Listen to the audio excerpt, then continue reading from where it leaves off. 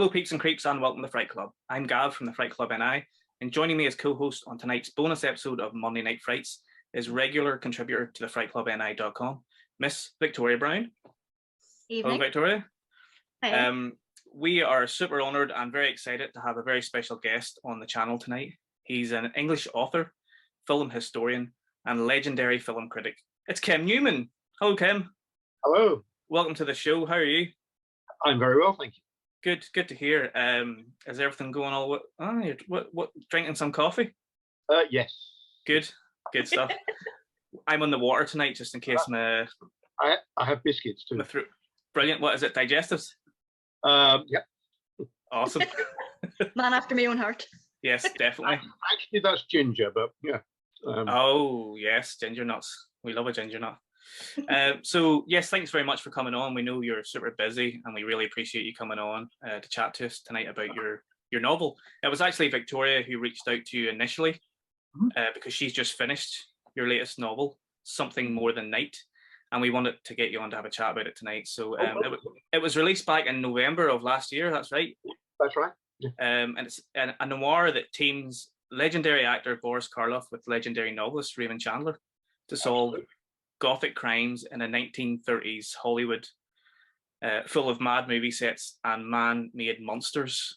Yep, that's the one. That's an amazing premise for a novel, and I mean, hopefully we sold a lot of books just from that premise alone. So yeah, awesome novel. And before we get into it though, I'd like to maybe talk a little bit about how you kind of got into film and where your love of cinema came from, if that's okay.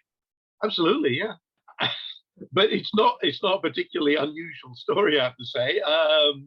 Yeah, I was one of those kids who loved monsters, monster movies, and I was born in 1959, so I grew up essentially in the 1970s when there was a lot of good horror on television. Yeah, so staying up late nights, usually on Fridays and Saturdays, and watching Universal films and Hammer films is kind of how I came into it, along with the cultural backwash of the 60s and the 70s. Lots of ghost stories on television, Thunderbirds, Doctor Who, The Avengers, all that kind of stuff that was Handbook of Horror Stories, H.P. Lovecraft reprints. I got interested in the literature quite early as well. Then the horror section of bookshops was small enough to read all of it. But also, there weren't that many books about horror cinema, for instance. And those that did come out were very influential because my whole generation had the same books. We probably watched the same films at the same time. Went to university. I watched a lot more movies. I read English, so I read a lot more books as well. And that's basically the experience I have. I mean, it's not unique to me. I mean, there's a whole generation of people who are in the genre who come out of more or less the same culture. And was there a specific horror film or film in general that really kind of influenced you throughout your life? For me, the movie that changed my life, as it were, was the Bela Lugosi version of Dracula. I'm not sure if it was the first horror film I'd seen, but it was probably the first horror film I'd seen that I had to stay up late to watch. Then there are a few. I mean, stuff like The Cat and the Canary they would show at tea time, but the Universal, the Hammer films, they would show like at 10:30 at night, so you had to plead with your parents to be allowed to stay up to watch them. But certainly it was the Lugosi film was the transformative experience for me. It's what turned me into a horror fan, but probably also a film fan, and set me on the course to being a writer. So I'm guessing then that, obviously we know you're a big fan of Universal monsters and Dracula in general. Is Lugosi your favorite version of that character? Probably, yeah. I've got a lot of time for Max Schreck. From Nosferatu. But Lugosi is the one I go back to. I mean, and I very much like some of the Christopher Lee Hammer films as well. But I suppose there have been so there have been so many Draculas that it's really hard to pick out even favorites. I think the one that I sort of go to is Christopher Lee, just because that was the first one that I remember seeing as a child, and you're often attached to the first one that you see. What about you, Victoria? What about you? Who's your Dracula? I'm probably going to polarize some of our viewers, but the first Dracula that I ever saw was the Gary Oldman one, so I have like a soft spot for that. But I also really enjoyed the Brides of Dracula, the Hammer horror. Like, I know that's not technically the Count, but love that one. You're lucky. I mean, I was dreading you saying Gerard Butler, but, you know. No, we're not that bad. Actually, I love the Coppola version as well. That's one of my favorite Draculas. I think it's a masterpiece, and we covered that in our show. I'll put a link in down below somewhere. But yeah, I think it's an absolute masterpiece. I think I first became aware of who you were, Kim, when I read some of your columns on in Empire, a Video Dungeon. Is that right? Which I'm still doing. Yeah. You're still doing that, yeah? I haven't bought Empire in a while, but you're still doing it. And I remember you talking a lot about video nasties and obscure genre films. And I used to read through Empire and think, what are these films, you know? But it blew me away reading the synopsis and then reading your fantastic reviews of them. And you're obviously a fan of obscure video nasty type. That's that genre. This is something that it takes quite a while to grow out of. But there's a point where you think, oh, I'm interested in horror films. I'd like to see them all. Yeah, I'd like to see everyone. Yeah, and the thing is, when I first said that, it was something like 1978. And then it would theoretically have been possible to watch every important horror film ever made and most of the unimportant ones, except then so much stuff wasn't available. Now everything is available and nobody has time. Yeah, it's like I still try and see as much as possible, but increasingly the amount of material that is there, and it's not even stuff that's difficult to find.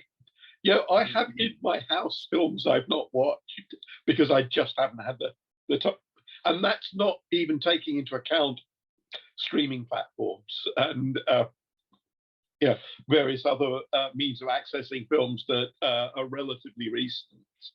I mean, you could just sit down and try and watch the more obscure stuff that's on Amazon Prime, who have a much deeper backlist of horror than Netflix, for instance, because they just have some really random, old, obscure, and strange stuff there. And there are now, there's Shudder, a whole streaming platform for horror. You know, it's like the amount of material that's easily accessible now has defeated I still deep down have this kind of feeling that I should watch everything, but I know right now that's not even possible. I mean, there are even lots of films I know I would probably quite like, or that in theory I'm really interested in. I haven't had time to watch, particularly because obviously, what I watch, the choice isn't entirely up to me. I mean, I watch stuff that I'm commissioned to review, and for my column, I try and get a balance from various different sources. So there are sort of things I'm obliged to watch, homework, as it were, which takes up time before I even get to the, I've got like the Andy Milligan box set here. Should I watch all of that? I know I've not seen all his films. I've seen most of them. And the fact that somebody like Andy Milligan is now getting the deluxe Blu-ray release treatment of his entire oeuvre, or his entire surviving oeuvre, is sort of astonishing. Do you have a checklist? Like, what's your process when it comes to reviewing films or watching films in general? Well, I don't have I try and keep lists of stuff that I have. Although that occasionally, I have to take a morning off to try and to input it into my system. I have done since the 70s. I've kept lists of films I've watched and sort of cross-referenced whether I've reviewed them, whether I've got notes on them, or whatever. And that slightly prevents me from going mad. It stops me. Doing that, getting 10 minutes into some terrible horror film and realizing I watched it under another title 3 years ago. I mean, and I've also got the phenomenon of I remember with absolute pin-sharp clarity TV shows I watched in 1974, and I can't remember what I watched last week. I think we're all a bit like that, Kim. Did you always want to be a writer or film critic, or was there any other option in terms of being what your career was going to be? I'm unemployable. I grew up. My parents they made this stuff, pottery. That's my dad. So I grew up around lots of creative people, craftsmen, artists, painters, sculptors, a few writers, not many, and I started writing quite early. I mean, like in my early teens, I would write, little synopsized play versions of the films I'd watched, and then I'd, force my friends to act them out and stuff like that. And I started writing short stuff and novels or whatever, or all through my teens. So that was the thing, and I started out maybe because I started out wanting to be an actor, and I was sort of a performance oriented. So I started being a writer in order to write myself good parts, as it were. And I sort of drifted away from that to concentrate on the writing. I was not a good actor, and the other thing is that in order to do theatre, you have to, rely on other people. I don't know if you've seen the movie Rushmore. Yes. That's the kid I was. That's exactly who I was. Just super creative, always needed to do stuff, be part of all societies, all that sort of. Societies, but I did put on plays. I did do that thing of becoming an impresario at the age of 14. I did, and that in the way that some other kids, I was in a band for a while as well, but it's like I had friends who really concentrated on music. That was what they wanted to do, and that's what they spent their teenage years doing. And I did a bit of that, but I was much more interested in the theatrical stuff. I mean, I think we all, we were very influenced by the kind of comedy that was going on at the moment, as well as the horror stuff. But at some point, I decided to focus on my own writing. And as for the film criticism, that was something that I started doing quite early on as well. I started making notes on films I'd watched. I mean, it started out just making a list of what you've watched, and then I started making little sort of observations and a couple of line things. And by the time I was at university, I was writing a page on everything I saw, which has served me in very good stead in later life, having all those notes on things. I've been able to sell reviews of films I cannot consciously remember watching. But that was a thing that developed, as it were. And when I graduated, I mean, my first professional sales were film criticism. My first book was Nightmare Movies, a book about films. I sold that a little before I sold the first fiction I sold. But I've always done them both. And I've always felt, as with the new book, that the interests feed into each other. People occasionally ask, would you give up one? And I think I don't particularly want to.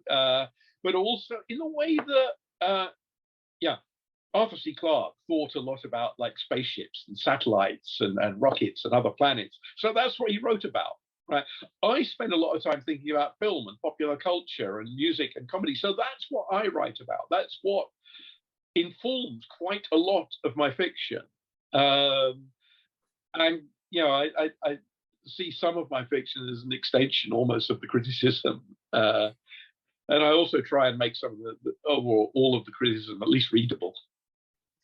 Good. No, I think you've done a pretty good job of it. So we're here to talk about your latest novel, Something More Than Night. Victoria, you've just finished reading it. So there it is. Yeah, I've got a copy over there somewhere. Yeah, or several. I've got copies of your Anno Dracula series on there somewhere as well. This is going to sound really strange, but you've got exactly the same bookshelf as I have. If you look at that bookshelf behind you and the one behind me, there. Wow, yeah, it does look the same. Yeah. Amazing. It's sort of crammed in between other things, so you can't quite see it, and you can't see the top of it as well, but it's the same top. So, wow, I like that. So right. We've just got a couple of questions about the book. The first thing I want to know is, where did the title come from? Oh, the title, it's from this famous essay Raymond Chandler wrote about his crime fiction. I mean, it's in the epigraph. It's the idea that the hero of his books, and he was actually not just referring to his own work, but to the whole form at the time. It's the idea that the world he lives in is dark, with a darkness that is something more than night. There's a kind of moral or spiritual dimension to the darkness of Philip Marlowe's world. And that obviously relates to film noir, which is probably a term Raymond Chandler never heard. It didn't really come into critical currency in English until after he was dead. But you can see in because he also was a critic as well as a fiction writer. He wrote a lot of criticism, which tends not to be collected, although a few selected highlights pop up. But he had a sense that there was a genre that wasn't just private eye stories or whodunits or what they used to call hard-boiled drama, Black Mask type stories. And it was French critics who looked at a bunch of American films of the 1940s and called it film noir. There was and the reason it's called film noir is that there was a French publishing house who put out a series of books that was the série noir, the dark series, and those books were all the pulp thrillers. I think actually lots of British mystery writers were on that list as well, but Chandler certainly was. But they realized if you looked at films like, Double Indemnity is a really great example, which Chandler scripted from a James M. Cain novel. They're doing more than just telling you, showing you a mystery story or saying crime doesn't pay or trying to get into puzzles or how justice works out. It's much more with this sort of existential despair, the idea that people are trapped. That's the format of noir. I suppose the great noir author is Cornell Woolrich, who Chandler very much admired, but did not write like. Brilliant. I wasn't sure if it was like a reference to some obscure film I hadn't seen, but I like how much meaning there is behind it. Yeah. You should always read the epigraph. Yeah, I always try and explain my titles there somewhere. And I don't think I've very often done that thing of using a quote as a title. I've used song titles, but mostly my titles are made up. Yeah.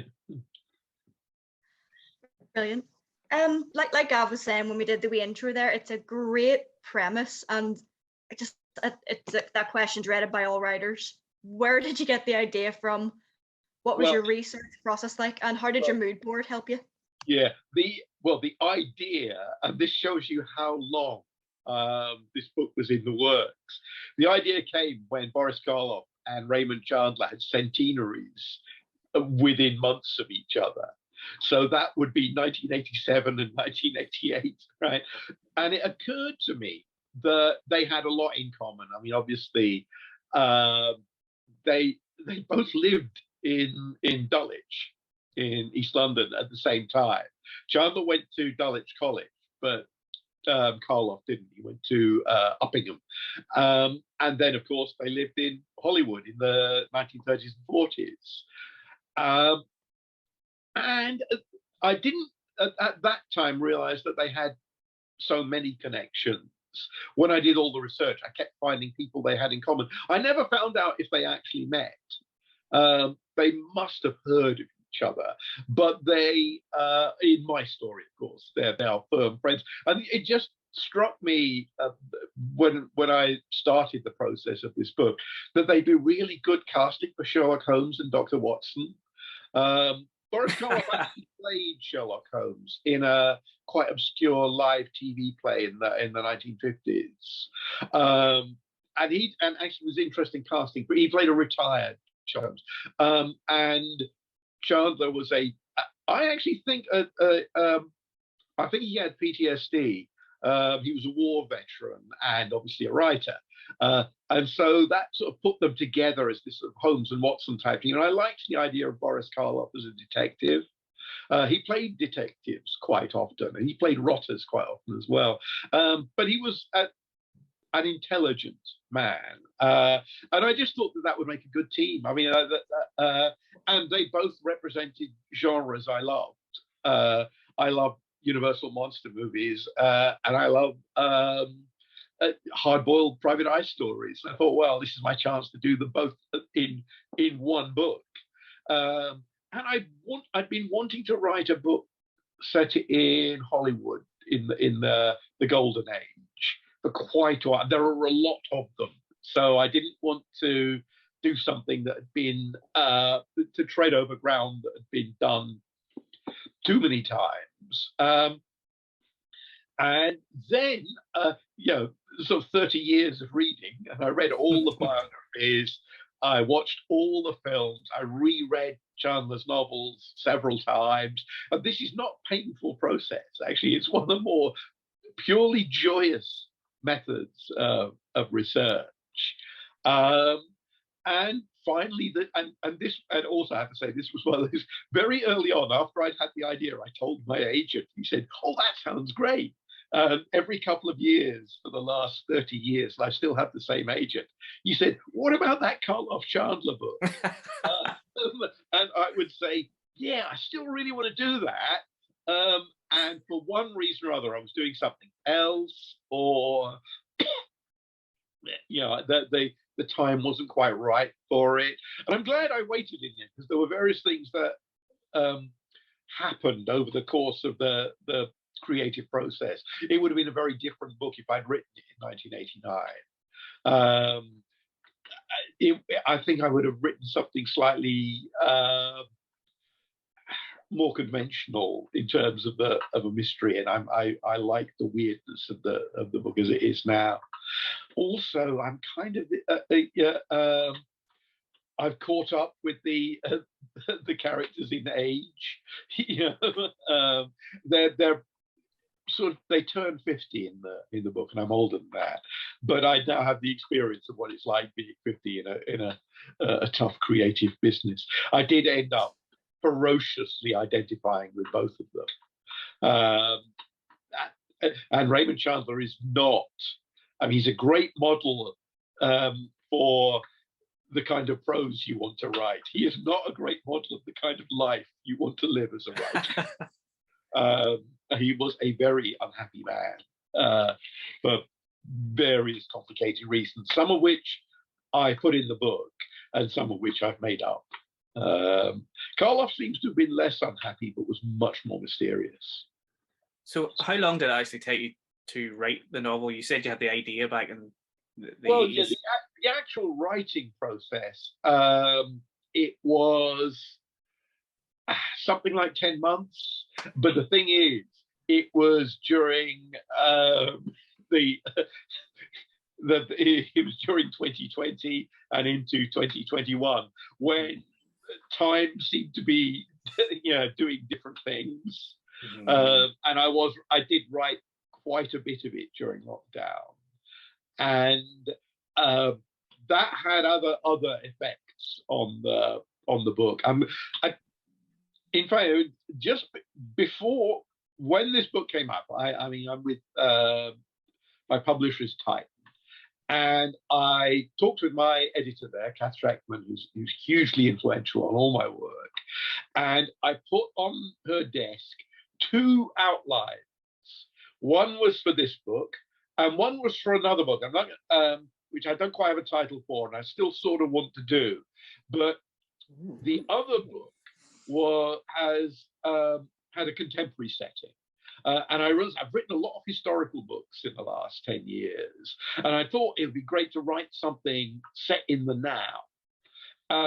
And Kath and Titan looked at the 2 proposals and decided they wanted the historical one, the Something More Than Night. So great, I really committed to writing that book, and I got on with it. And after about 6 months, it hit me that if they'd picked the other book, I would have to have thrown it away, because now was not now anymore.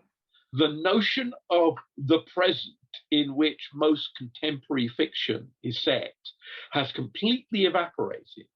And you see, if you look at any, I don't know, cop show on television where there's a calendar in the background that says 2020, but no one's wearing masks, they're not talking about the pandemic, Donald Trump isn't president, all this kind of stuff that has dominated our lives for 2 years does not impinge, because after all, these are scripts that were written in 2019 and went into production now.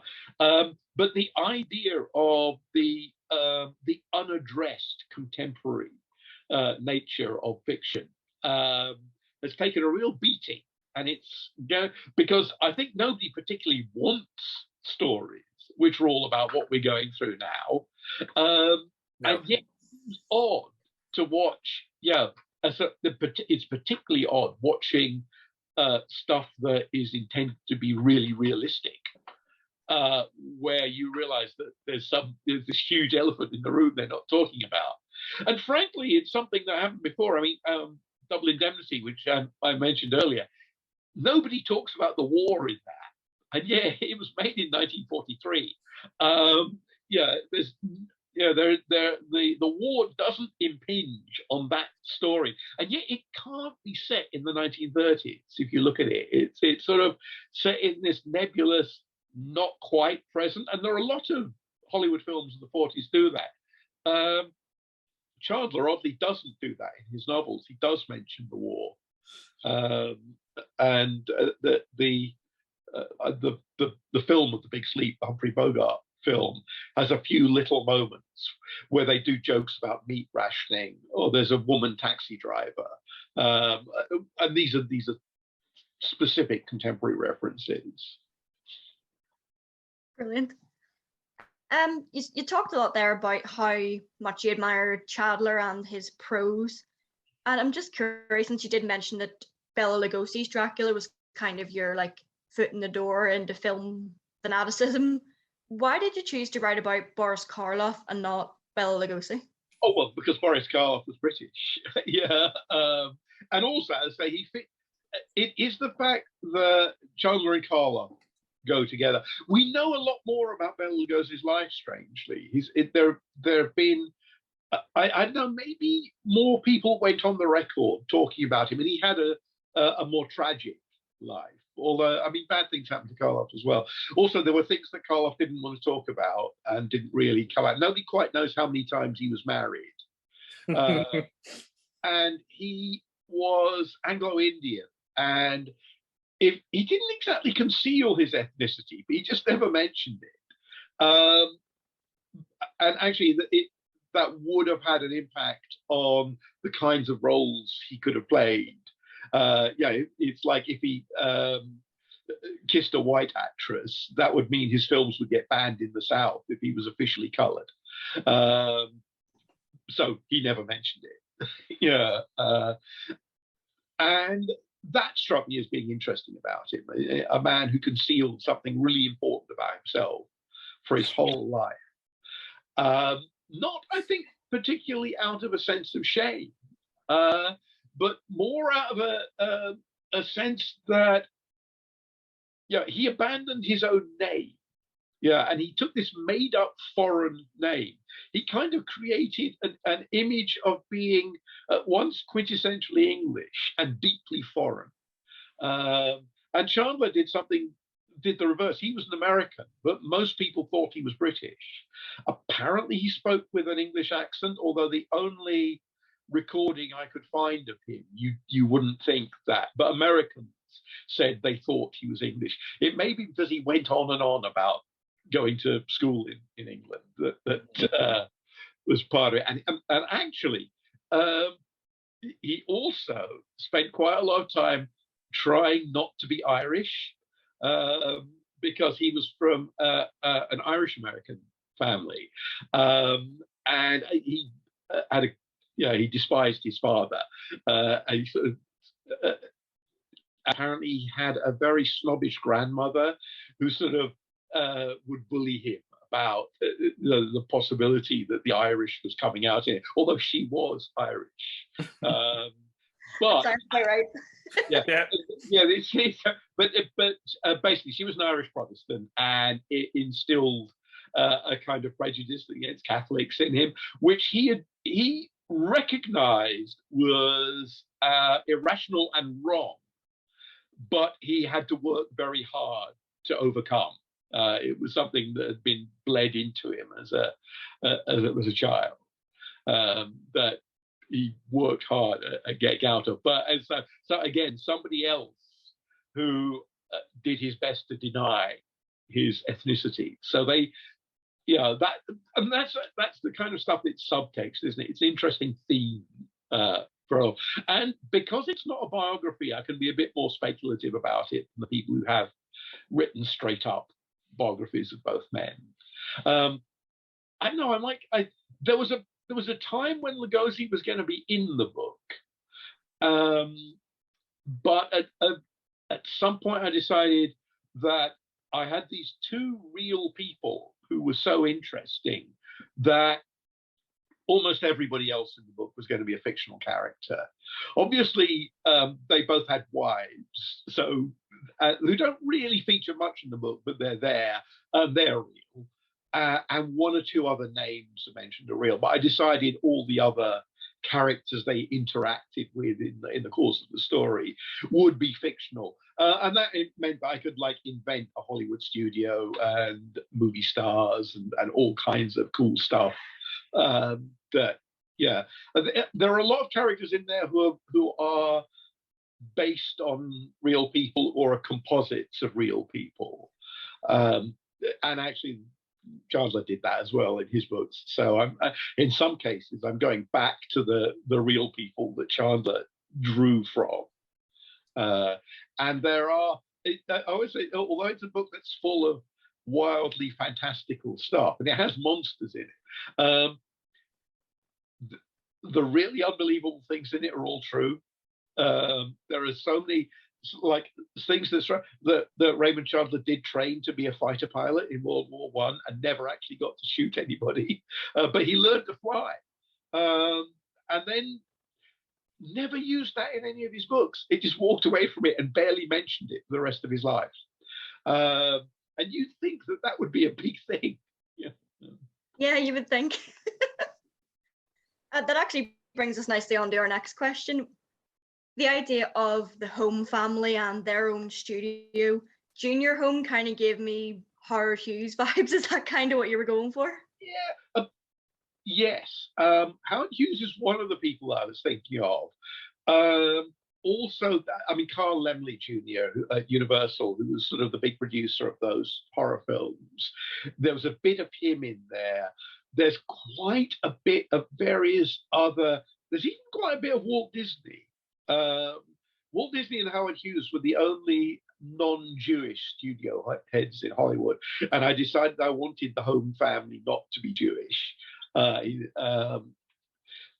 And there are, but also it's like, and Irving Thalberg is another one about that era. But the other thing, and it's impossible to ignore what's going on in the real world.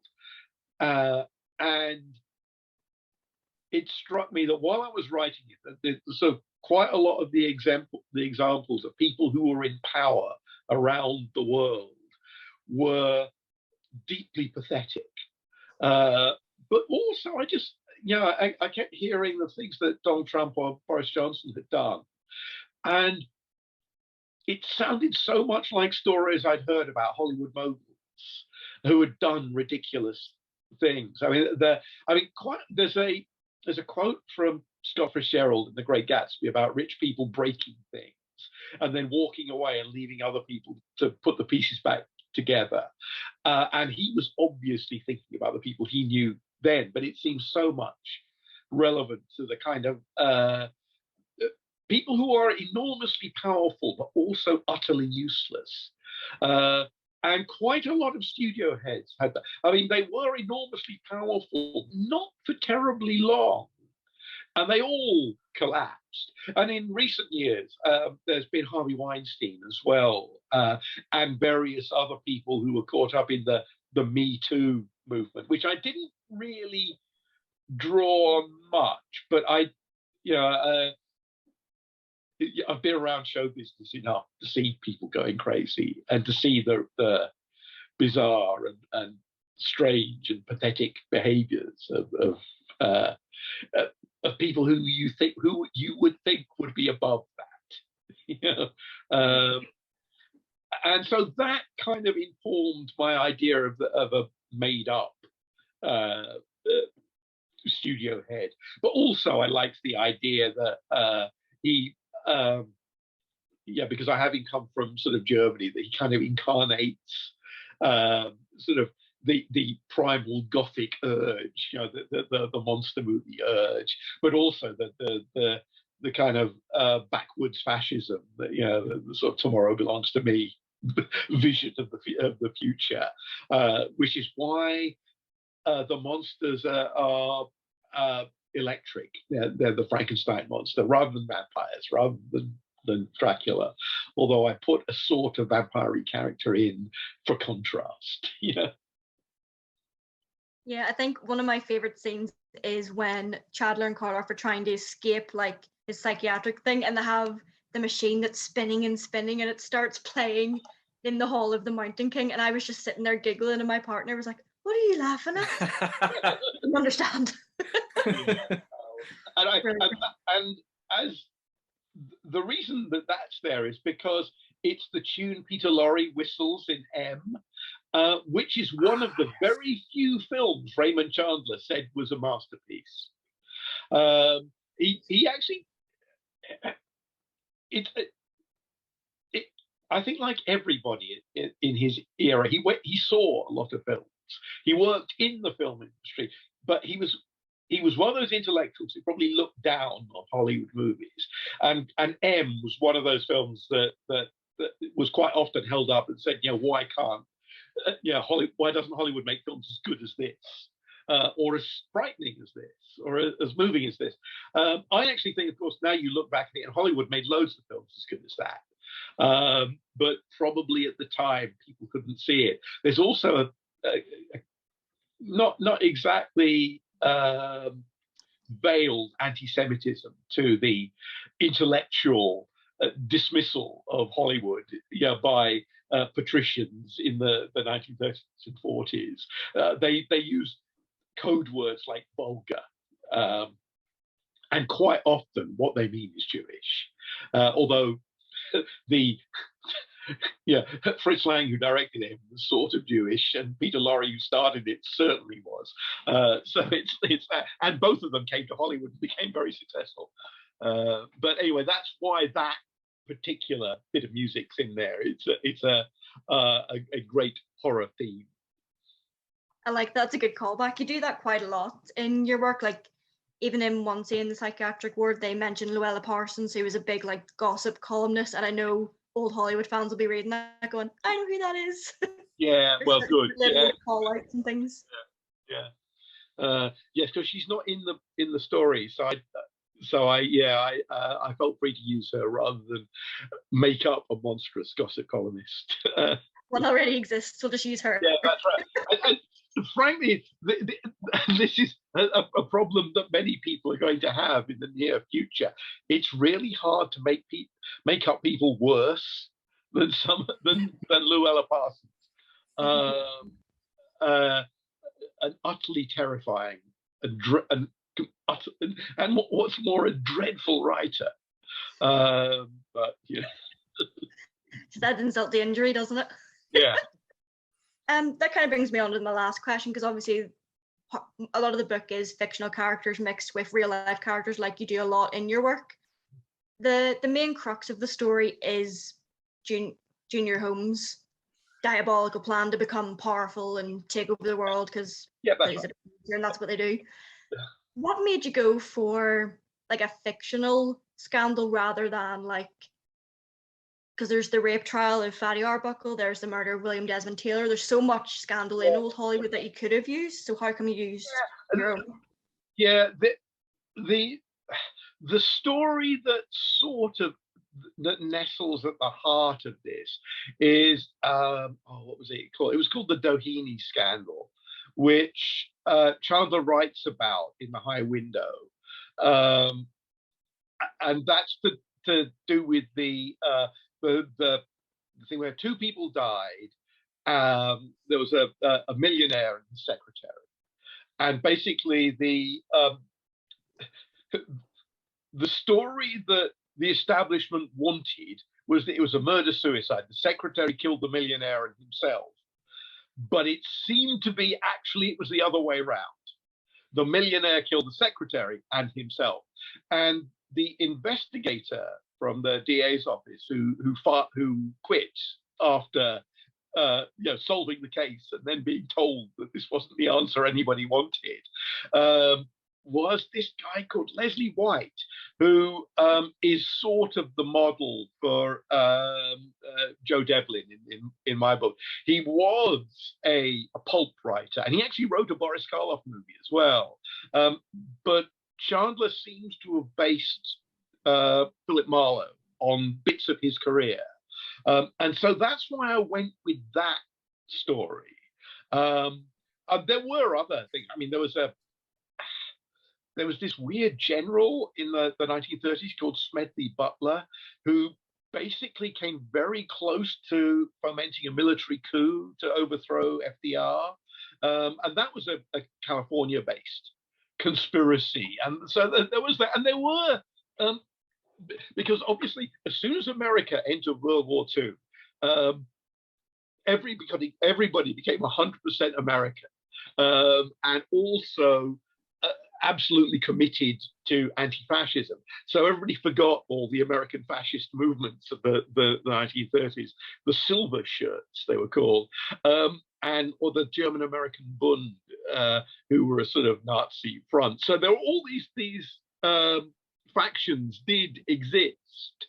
So that was why I went with that. Obviously, the kind of the creating of Frankenstein type Übermenschen and super soldiers or whatever, that is kind of Captain America stuff. But I wanted that the crackle of lightning and the feel of universal horror, as well as of real life crime and politics and gossip. Of course, I think that's what the touchstone of this novel is gossip.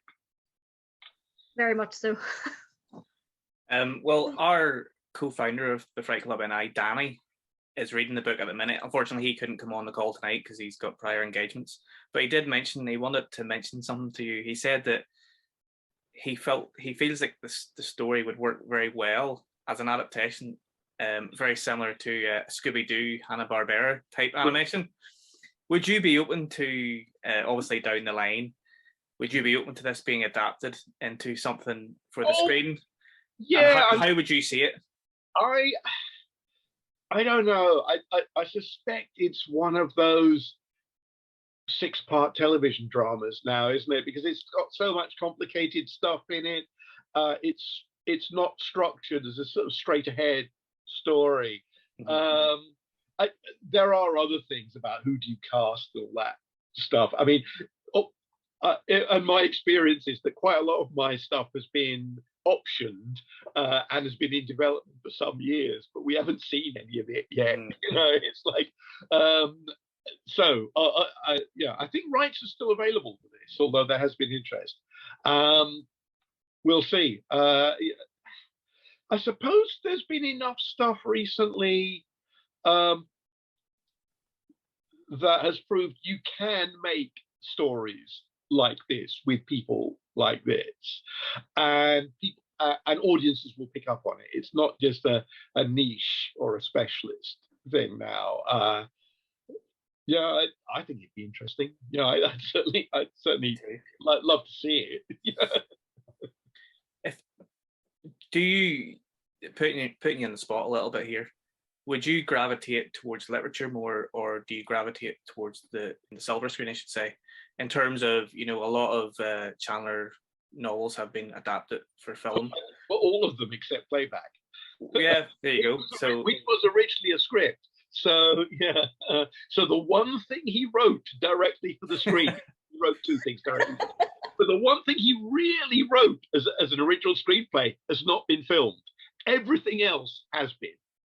Yeah, including like the 10-page fragment he left unfinished got filmed. No,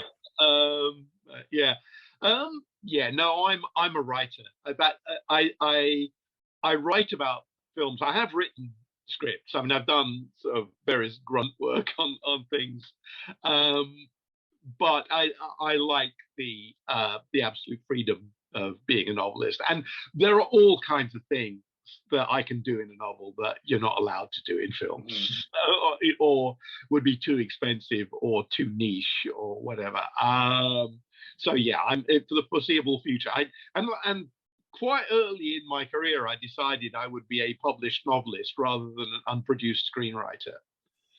Even though I know people who have made more money doing the other job, doing the second job. It's not all about the money. It's all about what you love to do. And I think after some years of that, you go crazy. So as indeed, I mean, obviously, this book is partly about the plight of the writer in Hollywood, which has become,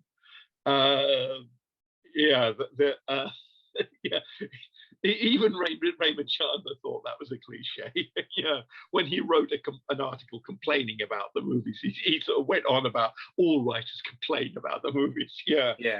And Ben Hecht is the guy they all quote. He was like a really successful screenwriter. He said, they Hollywood, they suck you in, they drag you in, they torture you, they ruin your ideas, they make terrible films out of your inspired, divinely beautiful prose, and what do you get for it? A fortune. Worth it then? Well, maybe. We spoke briefly about video nasties, and I mentioned that was kind of my gateway into discovering who you were. Last year, there was a film release called CENSOR, which you helped produce. Is that right? I'm an executive producer on that. You were a collaborator anyway. How involved were you? Were you involved much in that film, or what was your thoughts on it? Oh, obviously, I've been a supporter of the writer-director Prano Bailey Bond for many years. I've known him for 10 years. And I read the script and made some notes on it. I saw various cuts of the film and again gave some advice, some of which she took, some of which she didn't. It's very much her film. I was there sort of to hold her hand a bit. That's about it. I mean, I've done, it was not a particularly demanding gig, but I'm very proud of the movie. I think it's exceptional, and I think we'll be seeing a lot more work from her. Yeah, it was an interesting thing to do. I mean, I got a chance to do something that's a bit out of my usual comfort zone. Good. No, it's a fantastic film. Victoria, have you seen it yet? I have, finally. It's great. I loved it. So again, we spoke about Dracula early on in the episode, and we're very excited about some adaptations that's coming in the next year or two. We know that Universal have announced Renfield, starring Nicolas Cage as Dracula, which is going to be very interesting. And also, there's The Last Voyage of the Demeter, which is being directed by Andre Overdahl, who's a Swedish film. That's been in development for a very long time, like 20 years. Yeah. There's been a lot of filmmakers. Neil Marshall, I know, was linked to it a few years back. The guy who made Anatomy, a German director, I think he may have started the project, but it's one of those things you sort of worry that it's been in the works for so long, you know. Too many fingers and yeah. But, I mean, it's still an interesting premise. Yeah, and I'm really looking forward to it. And there's two other Dracula-inspired adaptations that haven't officially been announced, both from female directors, Chloe Zhao and Karen Kusama. So that's exciting. It's good to see, you know, these Universal monsters, you know, coming back onto our screen. So hopefully, are you looking forward to seeing another Dracula film? Oh, yeah. I mean, it's like I'll watch any Dracula movie, even the terrible ones. Yeah, no, I will. I'll be there. You know? Brilliant. So, kind of in the midst of COVID, you know, we've been going through it for 2 years now. Do you still think that the UK film industry is thriving in the midst of COVID, and what do you feel there have been, they need to do? The UK film industry has had all kinds of challenges, but it's never not been in crisis. If you look, you do any kind of filmographical or historical research, it's like the further back you go, it's like in the 1920s, you can find articles saying that the British film industry is in collapse and in dire straits. There's always problems. That said, I'm seeing a lot of British films. A lot of movies getting made, particularly horror films. I mean, there are a bunch of people out there just making, real low budget horror films on a production line, but they're coming out. I'm seeing people like Prano who are very ambitious, making really interesting films. They're sort of horror adjacent. Some. I think that maybe we're getting into a point where the horror becomes a genre that can address what's going on without actually having to rub your face in it. It may be one of the few genres that can can cope with the really terrible things that are happening without being unbearable or unwatchable. That said, I think that if I were a betting man, I would suggest that people make big expansionist outdoors action type movies, because people have been shut up for so long. I mean, I wouldn't be surprised if we see a bunch of westerns in the next few years. Yes, I think that's what people are going to want to see. The wide open spaces, people on horses, and that kind of stuff. I can see that having a lot of appeal. Well, interestingly enough, Chloe Zhao's Dracula film is being described as a science fiction western. So, I mean, that just sounds bizarre to me, but I'm really looking forward to it, and I really hope that it happens. Victoria, anything else from you? No, I think that's us. Thank you so much, Kim, for coming on. Like, I've been a fan of yours for years, so this is like amazing. Yeah, it's been a real joy to speak to you, Kim. I've been a fan for many years as well. You mentioned a transcript earlier, and you had to choose between the two, or your publisher choose between the two. Can you give any hints about the other one potentially? Are you still working on it, or have you got any other future projects? Not likely to be the next book, because the same issue that I talked about it being set in the present day, and me not wanting to write a book about. In fact, the thing that I'm thinking about doing now would be a sort of fantastical story set in an alternate version of the present day, but without all the terrible stuff. I was thinking maybe to write something big, bright, and cheerful, and kind of like 1960s Marvel comics, or the the other version of the Avengers, Wow. Emma Peel and John Steed. Something that's sort of fun, but with a bit of grit to it, but set in a world, without all the terrible stuff that we've become used to. So that's possibly one. That said, I've got another outline here of something that's so dark and so offensive and upsetting. I hesitate to share it. My agent said, "Yeah, this could be really good, but I mean, I don't know how." Oh God, that bad? Well, it's a black comedy, but but no. And again, I would like to do that too at some point. And it's like I've got enough ideas of things to do. It's finding the time to do them all. And of course, the commitment from other people to publish them. Exactly. But I mean, you're always busy. You're always doing stuff. You've got your own website and you publish reviews all the time. What about Secrets of Cinema? Is there any more episodes of that happening? Well, sadly, BBC 4 is now a repeats only channel. So the channel that commissioned it isn't commissioning new stuff. So, I mean, I talked with Mark and the other members of the team, John Dass and Nick Frean-Jones, and we'd like to do something else as a team at some point. But as I say, it's unlikely that Secrets of Cinema will come back in the form that we have, which is a shame because we still had a bunch more we'd like to have done. As everybody who's ever worked for the BBC will tell you, it's the most infuriating organization in many ways, but it's utterly irreplaceable and it does so many things that no other media organization in the world will do. Very true. No, very true.